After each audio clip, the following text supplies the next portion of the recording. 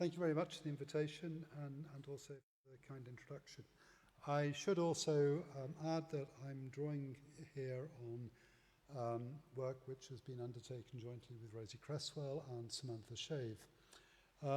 So what I want to do, if I can get this to work, yep, okay, is that I'm going to say a little bit about charities, or I'm going to introduce the concept, as I understand it, of charities for the sick poor.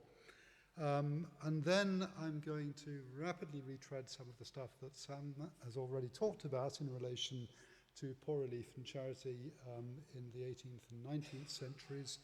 I then want to describe the growth of state intervention, and then the kind of focus of the paper is really on thinking about how charities adapted to the growth of the welfare state, and in particular to the growth of the NHS, and the role that charity has then played within the NHS since 1948. So that, roughly speaking, is what I'm trying to do. So the kind of focal point of today is the idea of the charitable dispensary. And in order to define what that's about, I've taken a quote from Daisy's excellent thesis. And I don't describe all theses as excellent. So this is a genuine compliment, I hope. And this is the idea of the dispensary as a charity which is designed to provide treatment for people who could otherwise not afford to pay for it. And both Keir especially and Sam have already talked a bit about the kinds of treatment that people ordinarily received. Really, though, what I want to suggest is that the relationship between poverty and sickness goes beyond that.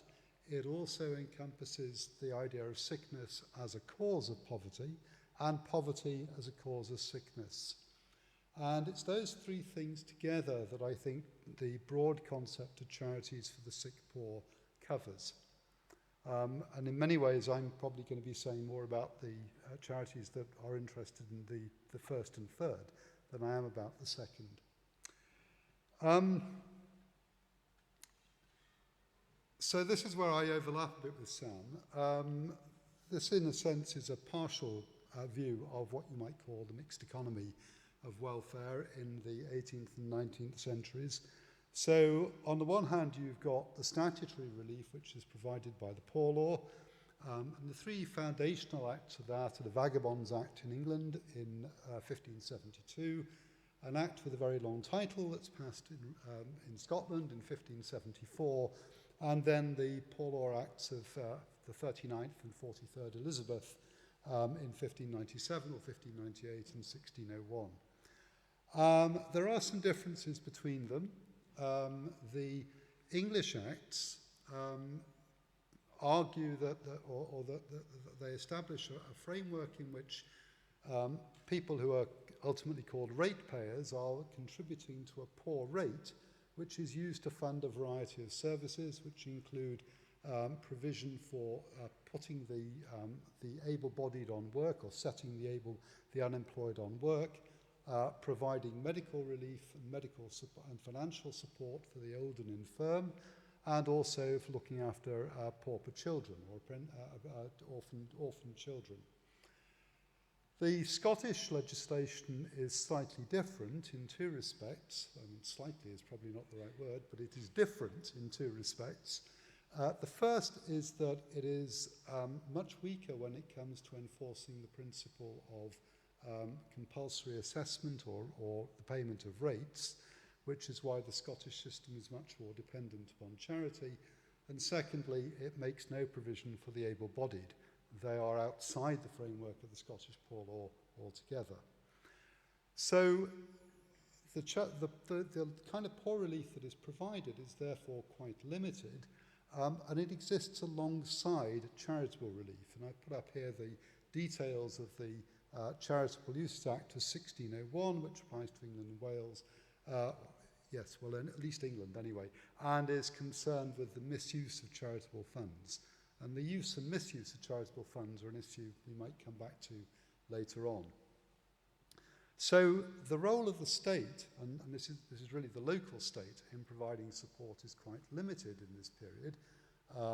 John Brewer reckoned that this counts for 1, maybe 2% at most of total GDP in the late 18th century. But what we see through the course of the 19th and in the early 20th centuries is a gradual expansion of public welfare provision.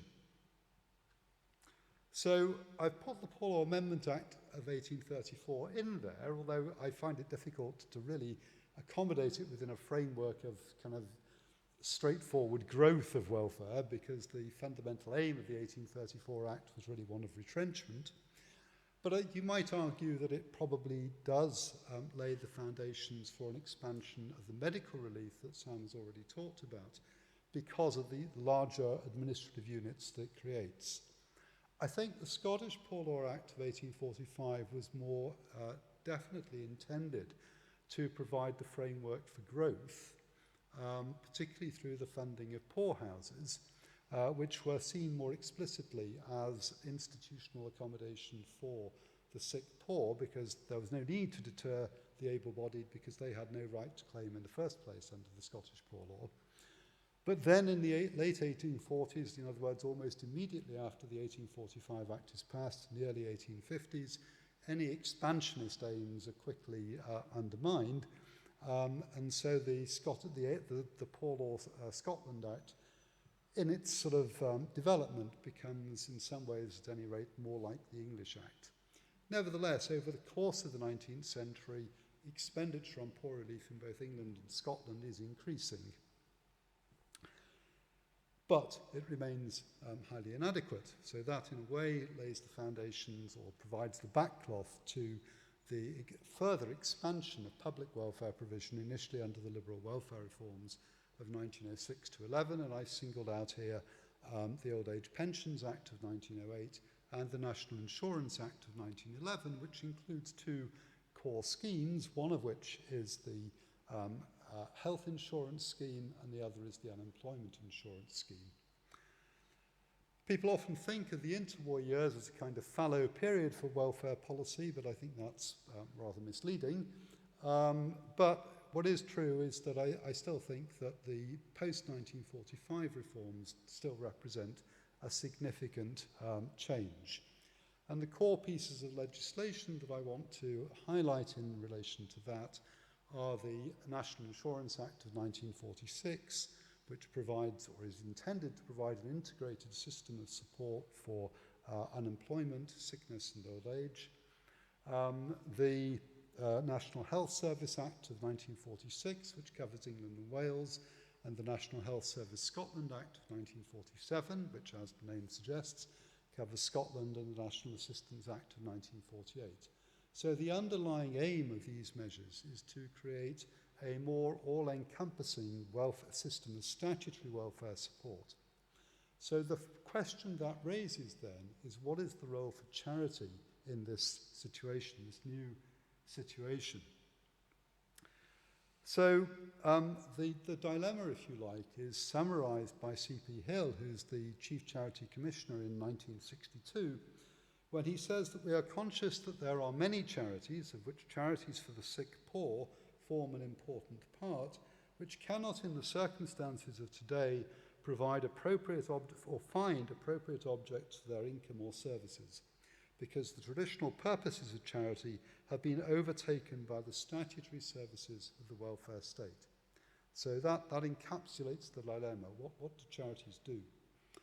And that has 2 components to it. There is the question of, first of all, what do you do about charities that have retained substantial sums of money which were originally bequeathed for purposes which, theoretically at least, are no longer necessary because the state is doing more?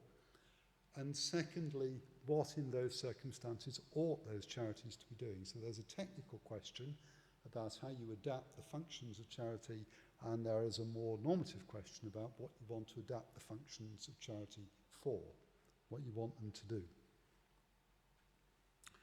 So an initial issue here is the question of what you do with charitable trusts whose original purposes are no longer relevant. So the focus here is on charitable trusts. And William Beveridge discusses this in a debate on, so Beveridge is obviously famous, most famous for the publication of the Beveridge Report in 1942.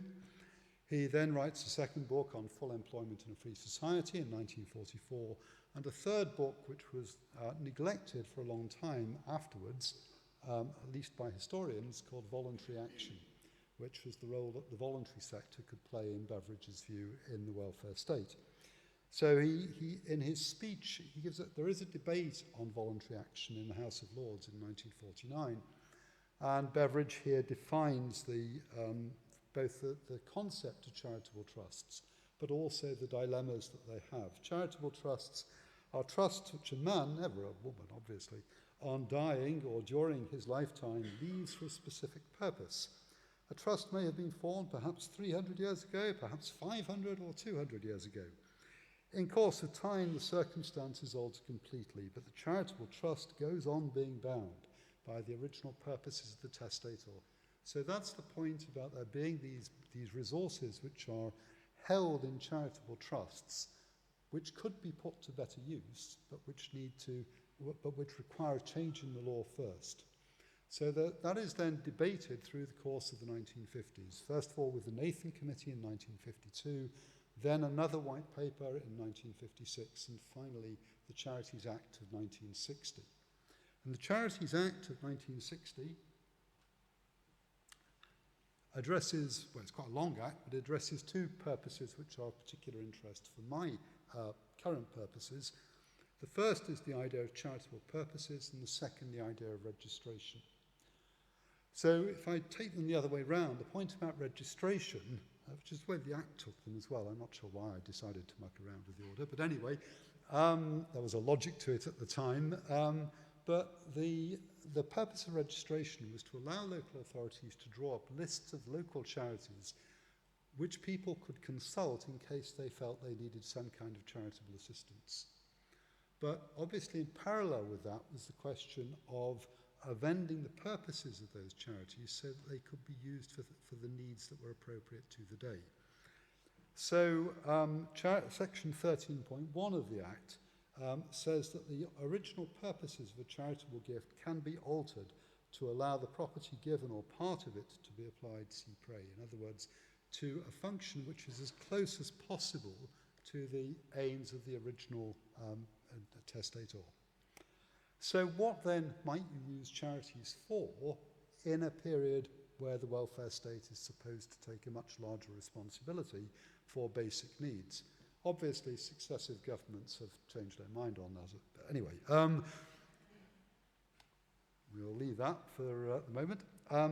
So there is a bit. So C.P. Hill writes to the Ministry of Health in 1962, saying, well, we now need to think about the role that charity is going to play, and some of this overlaps with functions of the Ministry of Health. What do you think we should do about it? And to be honest, my impression from reading the papers is that the Ministry of Health's view is that he should go away and leave us alone, and we can do the important things that we're interested in. But eventually they remember the papers, and so they come back to them. So most of them, the Deputy Secretary, Bruce Fraser, sends round a memo in which he asks various of his colleagues to propose things that the charitable funds could be used for within the context of the NHS. And most of them are fairly brief, but Karen Raven, I think it's Karen, the Chief Nursing Officer, comes up with a long list. There does seem, she says, to be an excellent opportunity to suggest fields for which support from charitable funds would be useful. Special homes for the care of short-stay geriatric patients, investigation into the problems and the means of helping households where there is a physically handicapped, chronically ill or aged person, financial help to pay for escorts for people receiving ECT and other forms of treatment at outpatient departments, recuperative holiday or temporary help in households. I think there's a bit there that I've missed out actually, which is about sort of women have the stress of caring for disabled children. They could do with some help. Assistance with the installation and rental of telephones, which seems slightly quaint and improved heating, winter fuel allowances, I suppose. So, so you get a sense from this, I think, of both of how they think that charities have a role to play within the welfare state, but also a sense of how new needs are emerging. And I can take that a bit further with the next quote, which this is Bruce Fraser replying to Hill after this consultation. And he says that although in your letter you're thinking, I gather, in terms of the local authority services, patients in hospitals sometimes have needs which are not covered by the NHS. There are, for example, travelling expenses, both of patients and their escorts, which will tend to become heavier as the hospital plan for larger and therefore more distant hospitals comes into being. There are also the expenses of patients, especially those living alone, in keeping their homes going while in hospital, and a number of personal worries of that kind. So you get a sense in which these discussions about charity are opening a window onto the needs that continue within the welfare state, but also the ways in which changes in patterns of medical provision created new kinds of need. Okay, so this eventually results in an announcement in that well-known newspaper of record, The Sun. I should explain that the file which includes this press cutting also includes another press cutting about somebody who has apparently come up with a way for people to lose weight. This person recorded that she had lived on nothing but fish and chips for 4 weeks and had lost a lot of weight as a result. Anyway, I don't know whether... I grew up in Blackpool. Anyway, so they announced the scheme to provide luxuries to the sick by releasing some of the millions of pounds lying unused in charity funds was announced yesterday. And then they go on to describe some of these before concluding that since the state now provides basic care for the sick, the Charity Commission decided that charity funds should go towards extras. Now that distinction between necessities and extras is actually something which is quite central to debates about the role charity might play within the NHS after 1948, as we'll see. So if we look more broadly at the role of charity, the focus here is on what were called free monies. And I think the phrase free money comes from a speech by Nye Bevan in 1946, where he says that hospitals will be given something like £32 million belonging to the voluntary hospitals as free money which they can spend over and above the funds provided by the state. So what did this free money involve? Well, first of all, it included the inherited endowments of the former voluntary hospitals. So essentially what happened was that in England and Wales, the teaching hospitals and their groups retained their endowments. Any other endowment money was pooled into something called the Hospital Endowments Fund, and then that money was shared out between all of the hospitals in England and Wales. In Scotland, the arrangements were slightly different, in that the endowments were pooled within regional hospital boards, but only to a very limited extent across the whole of Scotland. So there were these old endowments. Hospitals were then given the power to receive new endowments between 1946 or 1947 in Scotland and 1948. And they were given the power to continue to receive gifts. So there is what you might regard as charitable income which is coming into hospitals from 1948 onwards, although that's often neglected. What the hospitals are not supposed to do in the immediate post-war period is to appeal directly for money themselves, because the Ministry of Health and the Department of Health of Scotland are concerned that if hospitals appealed directly for money from charitable sources, somebody might think the state was failing to fund them adequately. And of course that would be totally unacceptable, until Mrs. Thatcher came along, when it seemed to be a good thing. And in 1980, another act was passed called the Health Services Act, and the Health Services Act allows hospitals and health authorities to engage directly in fundraising activities. So what do they use this money for? Yes, this is still the uses of free money. So I mentioned earlier that if you looked at that article from The Sun, it says, well, the Charity Commission has decided that now that the state takes responsibility for essentials, charity can fund luxuries or extras. And that, as I said, it goes back really to a phrase that was originally used by Lord Jowett in the House of Lords in 1946. And Jowett says that the hospitals can use their endowment money for the trimmings, the things that make the life of a hospital patient a bit more bearable, essentially.